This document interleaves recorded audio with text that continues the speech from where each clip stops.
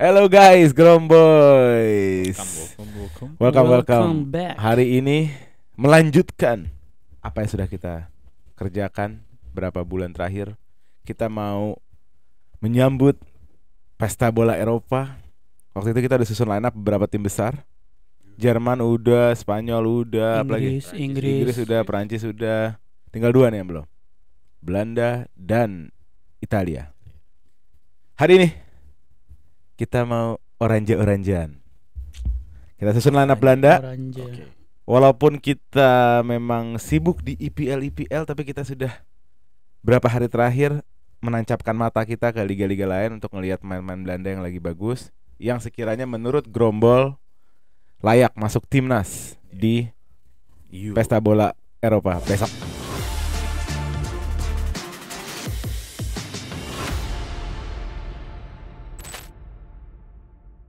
Kita mulai aja ya. Sebelum kita mulai jangan lupa subscribe Grombol, nyalain notification bellnya, share ke teman-teman kalian.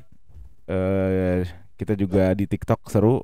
Kita live sehari bisa seminggu berapa kali? 2 kali, 3 kali ya? Ya 2-3 kali. Suka ada promo-promo untuk merchandise. Terus juga suka ada games. Talentnya juga banyak. Oke gitu aja, let's go.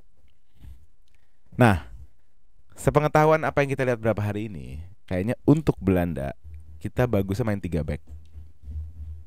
Karena betul, karena Belanda punya materi defender yang bagus-bagus. Jadi kayaknya kalau kita main 3 center back dan 2 wing back cocok nih, setuju gak? Setuju. Iya, setuju. 3-5-2 atau gimana? 3-5-2. 2 striker, 1 gelandang serang ya. Atau 2 gelandang serang, 1 striker? Kayaknya 1 gelandang serang, 2 striker. 1 gelandang striker. Gitu 1 ya. gelandang serang, 2 striker. Oke. 3-5-2. Skuad Belanda versi Grombol, bukan versinya Kuman. Kalau pelatih timnas pasti ngawur deh. Dia punya pandangan sendiri. Tapi kita Grombol, kita melihat dari produktivitas pemain-pemain selama 1 season. Kita appreciate yang bagus, kita taruh sini. Oke? Deal? Let's go. Kita mulai dari posisi goalkeeper. Nah, kiper nih ya mungkin paling gak ada pilihan nih kipernya. Bukan gak ada pilihan. Pilihannya ada 3 menurut gue. Tapi dari 3 pilihan levelnya sama. Jadi agak ngebingungin. Yang pertama ada Bart Verbruggen dari Brighton. Yang kedua ada Mark Flekken dari Brentford. Yang ketiga ada Bijlow dari timnya Arne Slot, Feyenoord. Siapa kita mau kasih? Flekken lah. Kalau Flekken nggak selalu konsisten nomor 1 ya di Belanda. Di Brentford juga selalu. Ya, kalau Verbruggen tuh sempat kena rotasi banyak. Jadi eranya De Zerbi itu seingat gue ada 3 kiper. Ada Sanchez. Di musim lalu tuh ada Sanchez, terus ada bukan Josh Shield, siapa namanya? Sanchez juga Spanyol. Jason Steele. Sanchez Spanyol. Enggak, di Brighton. Oh, Brighton. Sorry. Nah, ini yang kita ngomongin yang match play-nya Verbruggen kan. Ya. Di Brighton tuh ada Robert Sanchez, ada Jason Steele, ada si Verbruggen. Jadi si De Zerbi nyari ramuannya terus baru dapat Verbruggen tuh nggak di awal musim. Jadi kalau jadi mau dibandingin sama Flekken, sebenarnya Flekken lebih jam terbangnya lebih tinggi lah. Cuma karena cedera doang kemarin ya. Tapi di sisi lain Feyenoord, tim yang 2 tahun lalu juara, itu Bijlow tuh lumayan pivotal juga. Tapi gue mungkin ke Flekken kali ya, lebih stabil ya. Lebih stabil. Kalau kita bahasnya performa, Flekken paling pemain FPL yang biasa pakai Flekken tahu tuh. Kalau kita bicara performa Flekken, tapi kalau kita ngomongin 5 match terakhir Belanda, Koman lebih percaya Verbruggen. Oh gitu. Jadi kan Flekken cedera. Ya, karena Flekken cedera juga. Jadi siapa nih? Flekken sih. Tapi kalau untuk turnamen mungkin ya. Lebih yang karena selain experience juga umur juga ngaruh kan. Kalau experience kita panggil Van der Sar. Enggak lah. Kalau sekarang cuma ada Cilesen doang yang. Cuma enggak dipanggil kan Cilesen. Atau tim Krul. Tapi Bergelo juga dipanggil 2022 kan kemarin. Siapa? Si Gebre Feyenoord. Enggak tahu gue, enggak lupa. Ya udah kita taruh siapa? Verbruggen atau Flekken? Paling layak Flekken sih. Flekken. Ya udah, di posisi kiper ada Mark Flekken dari Brentford. Nah, sekarang kita ke 3 center back dulu. Yang udah pasti Van Dijk. Udah pasti kita taruh Capitano Van Dijk. Virgil van Dijk dulu ya. Iya. Enggak perlu panjang-panjang ya. Anda harus mau jatuh di Euro ya, kalau enggak dimalain Ali Red History. Pemain yang ngejagain timnya klub setahun terakhir, tim yang lumayan compang-camping tapi masih bisa compete di PL, masih bisa title race sampai sekitar 5-6 game terakhir juara Carabao Cup. Oke, Virgil van Dijk wajib masuk. Nah, yang dua ini yang akan seru. Kita di posisi Van Dijk kita taruh tengah ya, sebagai kapten jadi bisa commanding. Di kiri antara Van de Ven. Ada beberapa nama. Ada center back kiri ya, bukan wing back ya. Ada yang pasti Nathan Ake. Terus ada Mickey van de Ven.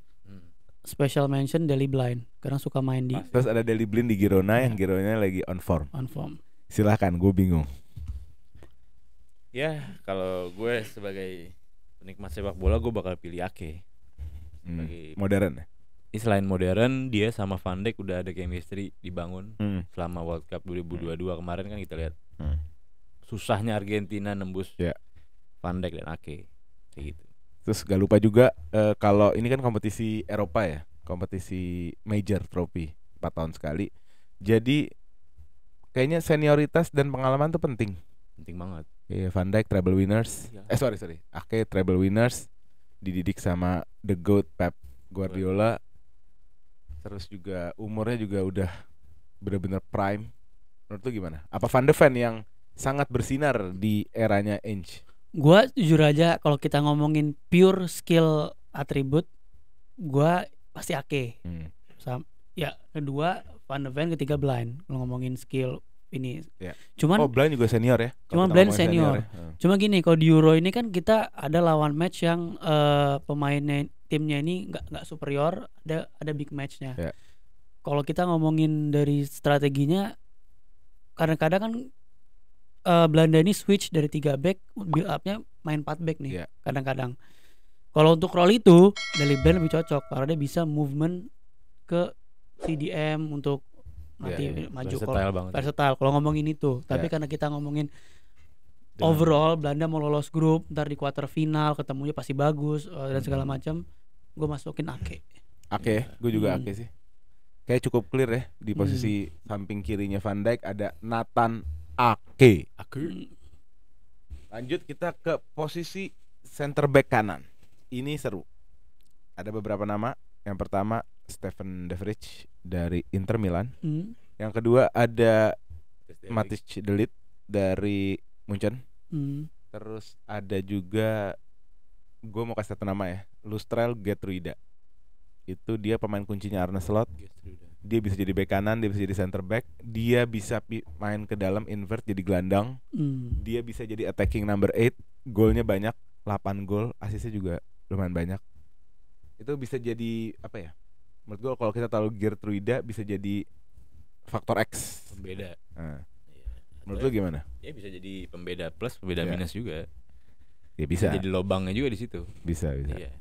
Maksudnya kalau kita misalnya ngikutin sepak bola modern ala Pep misalnya, yang 3 back dari jajaran back akan ikut nyerang. Terus kalau ngeliat Josh Stones ikut nyerangnya ke tengah, nah Geertruida bisa main kayak gitu.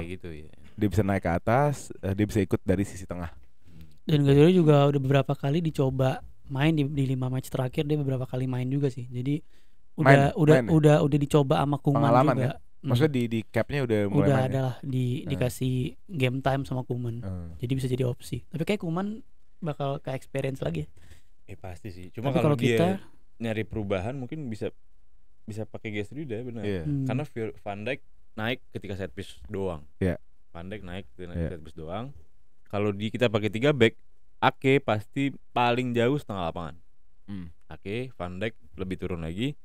Kalau dia mau naikin dengan, kalau dia Belanda biasa main cuma 1 gelandang bertahan kan, nggak pernah lebih dari itu. Ya mungkin Geertruida pilihan yang paling tepat. Karena De Vrij nggak mungkin naik. Mungkin bawa bola. Tipikalnya udah pasti klasik ya. Klasik defender. Kalau gue tetap De Vrij sih, karena kita ngeliat sisi kanannya ntar kan RWB. Kalau gue bakal masukin satu nama yang sangat attacking banget nanti. Jadi gue mau satu yang agak lebih ada solid gitu. Solid. Gue bakal masukin. Gue ngeliatnya solid itu dari Ake sama Van Dijk. Gue ngeliatnya gitu. Yang lebih defensif. Tapi kalau emang benar-benar tidak mau ditembus, dia pakai De Vrij. Jadi gimana? Berarti tinggal 2 nama nih. Kita nggak masukin De Ligt ya? Nggak. Karena menurut gue juga De Ligt. tidak seperti namanya. Nggak tahu ya, gue ngeliat dulu itu nggak kayak dulu gitu. Dia di Munchen juga kalah saing sama Kim Min-jae gitu. Iyalah. Sama Eric Dyer. Kurang keras nih. Iya. Jadi kita tinggal 2 nama nih, Gertruida atau The Fridge. The Fridge. Halo? Cuman ya gue pengennya Gertruida sih. Maksudnya kalau bakal dinamis banget tuh tim. Back sayapnya yang full attack pakai The Fridge. Iya. Benar. Oh iya benar, karena bakal ditinggal lama. Ya udah The Fridge. Stefan The Fridge di posisi right center back. Karena kita bakal ke wing back yang sangat wow, serang-serang terus. Wing back kanan ada 3 nama. Di wing back kanan. Kita ke posisi wing back kanan 3 nama. Yang pertama senior Denzel Dumfries. Yang kedua ada Madsen siapa? Frimpong. Jeremy Frimpong yang lagi prime di unbeaten Bundesliga-nya Leverkusen. Satunya Gertruida kan. Oh iya, benar, harusnya Gertruida bisa di situ juga gitu. Nah, itu bisa tuh jadi opsi tuh, benar. Jadi Gertruida atau Frimpong atau Dumfries. Silakan. Clear Frimpong. Gertruida keluarin lah ya. Ya udah kalau di situ ya. Sama Frimpong sama Dumfries udah kayak berat. Ya. Clear Frimpong 1 musim konsisten dan karena siapa namanya? Belanda nggak main winger juga, perlu 1 wingback yang bagus di sisi kanan. Betul, untuk masuk ke kotak penalti sama sekali yang bagus. Bisa masuk kotak penalti dan itu Frimpong udah lakuin selama 1 musim. Kayaknya formasi ini juga memang buat Frimpong sih. Dia punya keleluasaan untuk nyerang. Tapi kayaknya Koeman di game pertama, kalau kita anggap ya Koeman dengan formasi kita yang pakai ini, di game pertama bakal pakai Dumfries. Tapi ketika Dumfries nggak perform baru. Jadi opsi kedua Frimpong. Jadi nggak kaget di lapangan. Jadi bisa nyesuaiin sama game pertama. Kayak game pertama Prancis 2022 pas Lukas cedera game pertama Theo cedera Lukas ganti Theo. Lukas kan pilihan pertama pasti. Lukas cedera dia langsung ganti Theo tapi perform sampai akhir gitu. Berarti Frimpong kita taruh ya. Clear. Jeremy Frimpong di posisi right wing back. Lalu kita menuju ke posisi left wing back. Ini juga ada beberapa nama yang seru. Kita bisa taruh, sebenarnya Mickey van de Ven nggak terlalu cocok di sini. Terlalu tinggi dan terlalu attacking minded. Iya. Kayak kurang cocok. Mungkin dua nama dari gue. Ada Hartman di bawah nggak? Hartmannya Arne Slot? Enggak ya, cedera ya. Ya paling sih kalau kita mau benar-benar appreciate Ian Madsen. Ian Madsennya Chelsea Dortmund. Iya. Nih good season. Dia dari Burnley, anak akademi Chelsea, di loan ke Burnley. Dari Burnley naik, dipanggil Chelsea lagi, cuma nggak dapat tempat, di loan ke Dortmund dan berhasil bawa Dortmund ke final Champions UCL. League. Gak ada pilihan tapi eye testnya juga membuktikan nih anak spesial gitu loh. Paling kelemahan dia tuh di physical, dia cukup nggak terlalu besar, tinggi, dia kecil, nggak terlalu tinggi.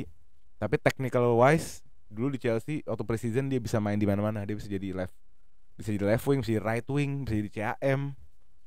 Dia lengkap lah nih pemain sebenarnya. Dan eye test gue juga membuktikan tuh nonton di semifinal lawan PSG. Ya, PSG. Bagus banget. Ian Madsen. Setuju ya? Setuju. Iya. Halo? Gak ada nama lagi ya? Hartman, Madsen, ada yang gak kiri? Kiri Blend. Oh tapi untuk setinggi itu gak bisa. Enggak ya? Gak cocok sama sekali gitu. Oke, posisi left wing back kita taruh Ian Madsen. Ian Madsen ini ngomong-ngomong katanya bisa dinaturalisasi. Ada turunan Malukunya. Ya beneran? Oh iya. Iya. Udah. Kan udah Euro kualifikasi. Iya maksudnya. Kalau secara background tuh bisa naturalisasi.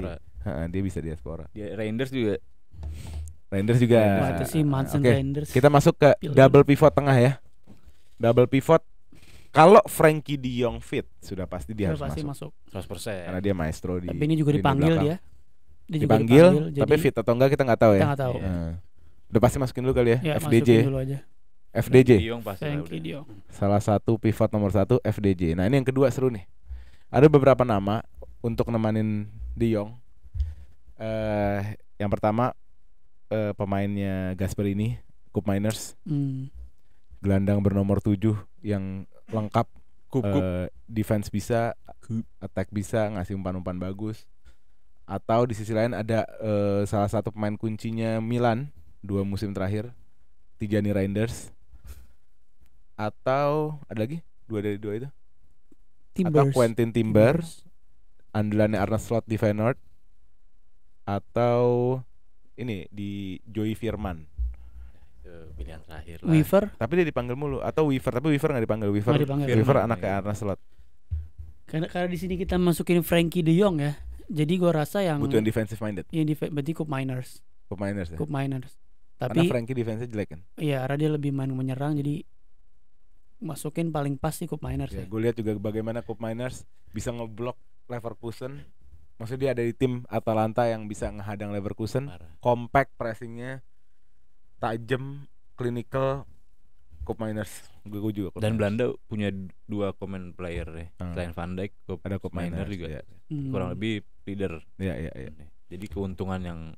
Tapi special mention nih buat siapa sih? 2 Quentin Timbers sama si Xavi Simon. 2 pemain ini kalau masuk sebagai subs bisa changing the game karena dia pemain yang tipikal yang dribbling bolanya bagus, transisinya bagus, bisa kreatif, bisa changing the games.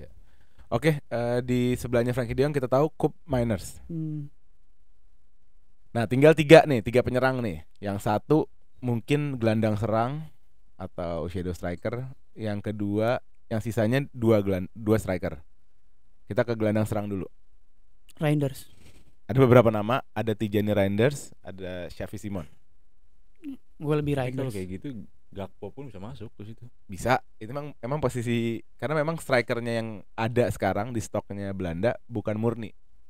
Jadi semua forward, lebih cuma versatile. Iya, cuma Weghorst. Jadi sebenarnya 3 ini bisa diputar-putar gitu. Tapi kita taruhlah pemain yang memang nalurinya gelandang serang gitu. Yang memang punya kreativitas, punya progresi bola, bisa dribbling progresi ya. Terus juga punya umpan-umpan yang line breaking, yaitu antara Tijani Reinders atau Xavi Simon. Walaupun 2 ini karakternya beda ya. Tijani Reinders nggak sekreatif Xavi Simon, nggak selincah Xavi Simon, tapi Tijani Reinders bisa bantu bertahan karena fisiknya dan besar. shoot Reinders ini bagus dari luar kotak penalti. Dan dia kadang-kadang suka masuk drive in the box juga, jadi tahu momennya gitu. Ya. Lu gimana? Tijani Reinders bagus, cuman kayaknya ya karena terlalu banyak kan di situ. Semuanya kebanyakan sayap Belanda. Kalau kita pakai 1 gelandang serang dan 2 striker, kita bisa mainin seperti 3 depannya Ancelotti di Madrid. 2 winger di ujung, satunya itu kayak karena nggak mungkin ngelebar nih, karena Frimpong sama Masnya udah ngelebar. Bisa ngelebar. Itu kan bisa masuk ke dalam juga nusuknya. Iya. Ke dalam, yang siapa? dalam ngebuka. Siapa nama itu? Kita jadi nggak pusing di bagaimana cara mainnya. Cuma nama-nama yang ada di bayangan lo siapa? Ya itu tadi kan Tijani, Xavi Simon, sama bisa di situ Gakpo tadi ada Gakpo juga pilihannya. Oke. Pilihan opsi bagus menurut gua Gakpo. Iya. Karena dia bisa jadi CM, bisa jadi second striker, bisa jadi striker ujung pun bisa jadi. Jadi kita mainin 3-3-nya, Tijani, Xavi Simon, Gakpo gitu. Terus kita rotasi. Pilihannya. Tadi kan itu kan. Iya. Kalau gue ngeliatnya karena kita center back kita nggak ada yang main invert, gue rasa mendingan gelandang nyerang dibandingkan 3. Beda cerita kalau misalkan Gistrida main atau tadi siapa Belain main. Karena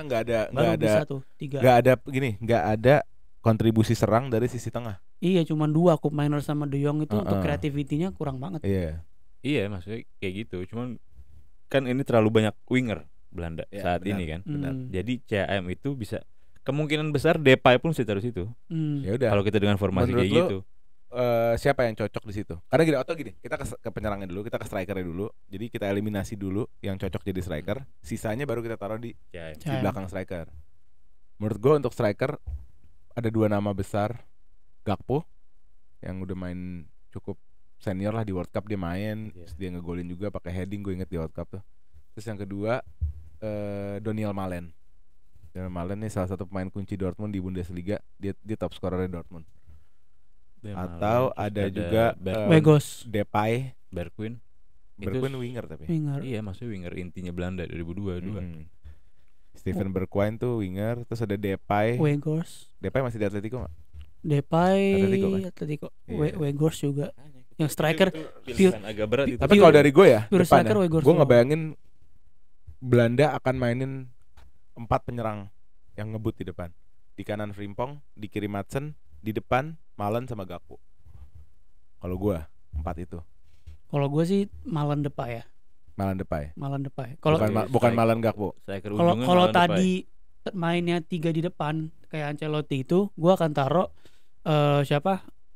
Gakpo, Weghorst sama Depay. Kalau 4-3-3. Kalau 3 depannya 3 tadi. Tapi karena gue lebih prefer kedua, jadi mendingan main speed sekalian. Atau gini aja. Depay, Malen sama Depay. Sebagai goal getternya, belakang Gakpo. Karena Gakpo bisa jadi temboknya cukup tinggi deh kan. Bisa jadi pemantul juga.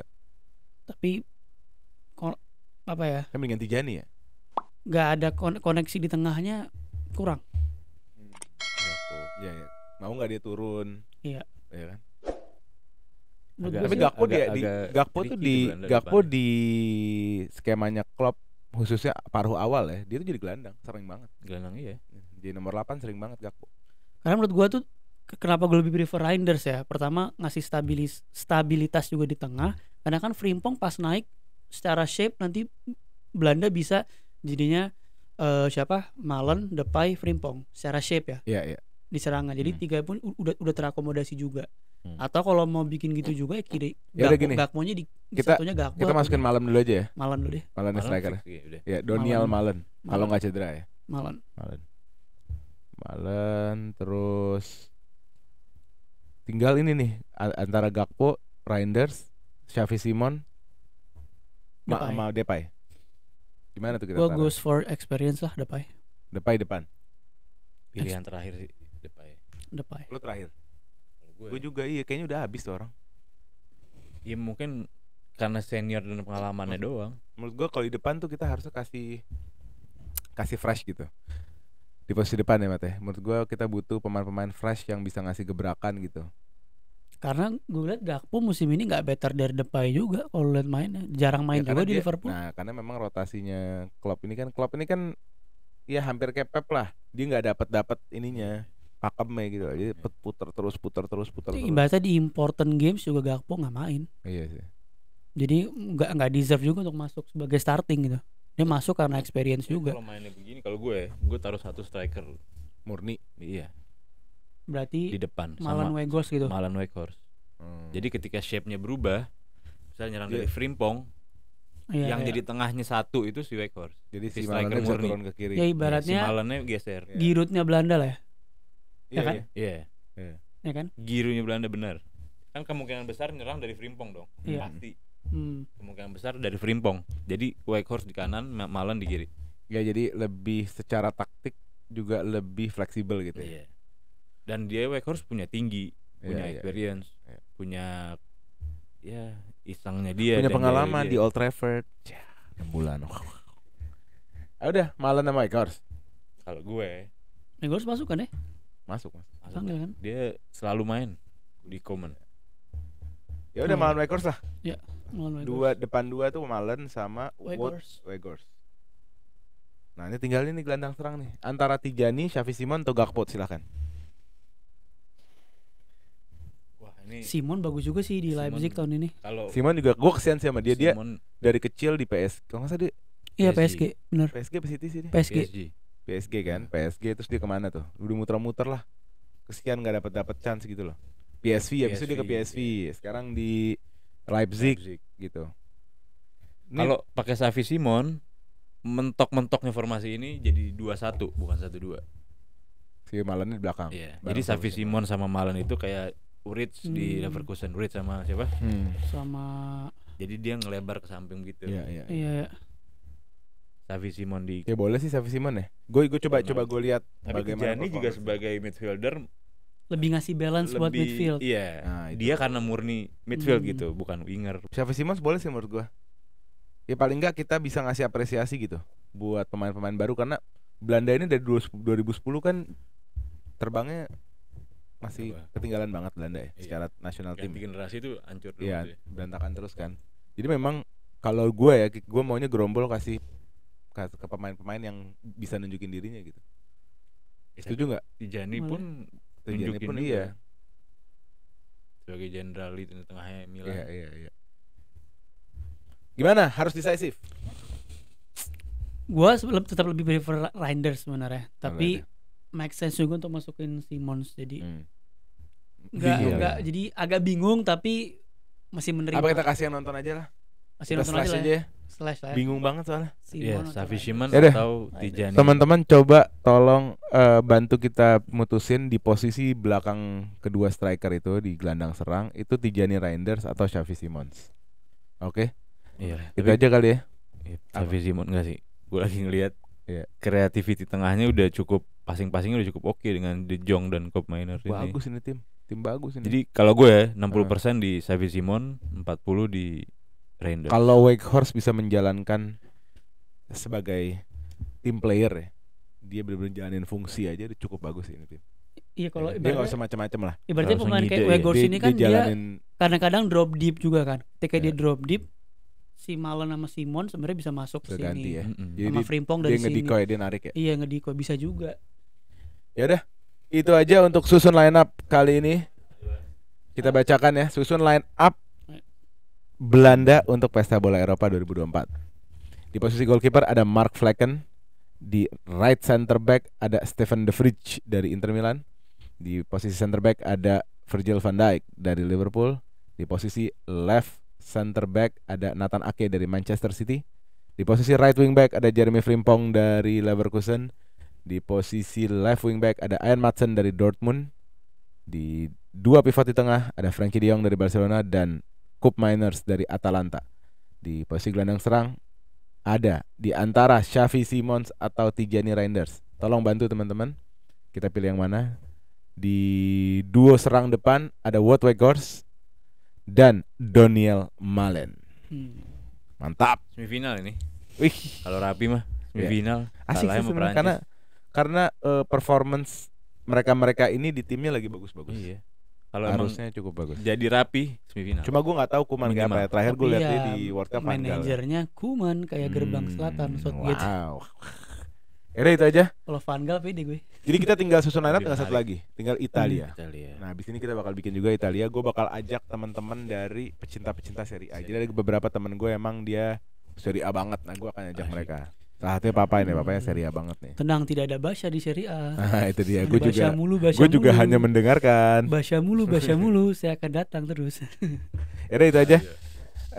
Tolong di komen menurut kalian susun line up apa yang masih bisa dijalanin walaupun kita mau nyambut Pesta Bola Eropa gitu ya. Jangan lupa di subscribe, nyalain notification bellnya, share ke teman-teman kalian yang suka konten-konten kayak gini. Dan mau ngingetin lagi kalau kita lagi ada hajat nih mau ganti mic. Jadi kalau bisa bantu Sawerianya, itu ada barcode-nya di bawah. Sampai ketemu di episode selanjutnya. Let's go.